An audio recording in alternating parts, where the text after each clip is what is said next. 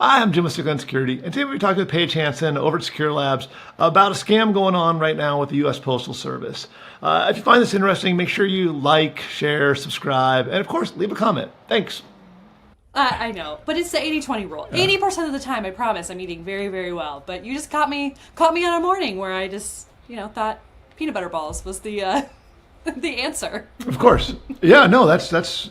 I'm not going to judge even a little bit. So I'm just going to move right into why I'm bugging you. So I received a text this morning, and this is one of those ones where I go, these are so great. And what's funny is my wife had received this just a few days ago, and some other people had messaged me that they had received it. And the entire time that they'd been telling me about it, I was like, I don't know if anybody really cares. And then I got it this morning, and it pretends to be coming from the Postal Service. And in fact, I'm going to bring it up on the screen here so you can just see.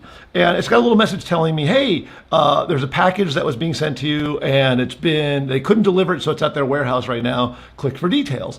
And I can see how people would click on this. It's one of those bitty links. You can't really tell where the link's going to go to.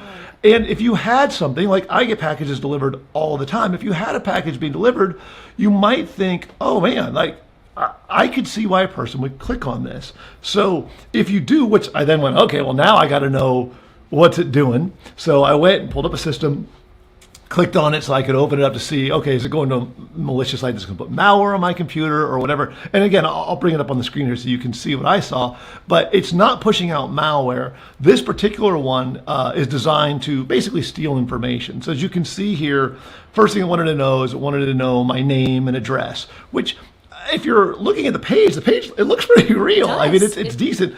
Yeah, the domain is kind of wacky. I think it's a USPOSTA-US.top, which, clearly that's the Postal Service. That's their really rare, unique domain. But yeah, so you see the domain's a little wacky, but again, I imagine a lot of people probably don't pay attention to the domain. So you look at the page and it's just wanting address information. So you go, oh, okay, clearly needs that. Otherwise, how would they be able to get my package to me? It does also want your email address. So that's a little weird, but okay. And then if you hit submit, here's where the big money payoff is. They also want your credit card information. And yeah, there's the gotcha. And if you look though, it says the reason that they need your credit card is they're going to charge you 30 cents for a redelivery fee. And so again, at least there's a justification in your head. You could go, okay, well, I guess that makes sense that they have to like charge me something. It's only 30 cents. So, okay, I guess I'll do it. And so I wanted to see like, how much work did they put into this? And they actually did. Like right now, I'll show you here. So I put in a bogus credit card number that's completely just random numbers. Okay. I hit submit, and they actually have detection software in to know it's not a real credit card format. So it denied it right out of the gate, which is impressive. So sometimes I tell people, look, if you're suspicious, first submit a bogus card and see if it takes it. And if it does, it's a bogus site. But if it doesn't, it could mean there's more legitimacy to it. But in this case, they've gone that extra step and they say, hey, look, like that's a bogus card. It won't work. So then if you put in a real card format, and I hit submit, it will actually spin through and try to process it right there on the page. And as you see, it does come back finally here. And there it is. And it says, hey, this card couldn't be processed, which of course it couldn't. It was still a bogus card, but they're going through the motions to make this feel very real. Wow. I mean, so the sophistication level has gone up then for these fraudsters. Because it's not. Yeah, it seems like it. I mean, if you were to put just bogus numbers like you did in the first place, and the fact that they even know, that just makes you think that like people's guard just goes down even more. They're like, oh, well, I've checked it. I guess this sounds legit. Wow. Yeah. Wow. Yeah. And again, I'm not saying everybody's going to fall for this. And I think a lot of people, when they get a text like this, would be suspicious to begin with. But it's being sent out to a lot of people, apparently. And there are going to be people out there. I think like my parents, there is not a doubt in my mind they'd be putting their credit card information in on this one. Well, okay. But, I do get the text alerts, the legitimate ones. I've signed up and asked for the text alerts when I am expecting a package. So great point. And that's what makes this like even more potentially real, because you can have alerts when you're expecting a package. You can have the ones that tell you when your mail's delivered. They even have the ones now that show you pictures of your mail. Delivery. I love it.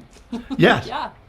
So I think that the key thing here to remember is if you click on the link on your phone, on a mobile device, your risks of your mobile device actually being compromised just by going to the page are relatively low. There's not a lot of exploits that have come around just by browsing to the page. So if you make that first mistake and click there, you're probably okay. Now, once you get there, if they want you to install an app, huge red flag. That's where a lot of malware can get spread onto your mobile devices, is through apps. So that one you'd stop. Also, look at the domain itself. If it doesn't end in .gov, or if it isn't, what is their actual one? Let's see here. So the Postal Service actual domain is either usa.gov, or they also have another one that's a .com, and that is USPS.com. So if it's not USPS.com or USA.gov, if it's anything else, .top, whatever, or if some random site, stop. Don't put any personal information. Don't do anything further. When in doubt, you can literally go to USPS.com, and on their website, they'll walk you through anything you could possibly need and help you with any problems you might be having. Great information. It's going to help people. That's for sure. Even just to take that second, before just reacting and clicking on that link, just to pause. Yeah. So Yep. great information. It's one of those ones, as always, be very cautious. Never click links, never open attachments unless you're absolutely sure you know where it's really going to go. Thanks again. All right, have a good day. You too. Bye. Hey everyone, I appreciate you taking the time to watch. If you have any questions, go ahead and just fill them out in the comments. I read every comment that's posted, and I'll be happy to either make a video answering your questions, or I might just message you directly to get you the information you need. Have a great day.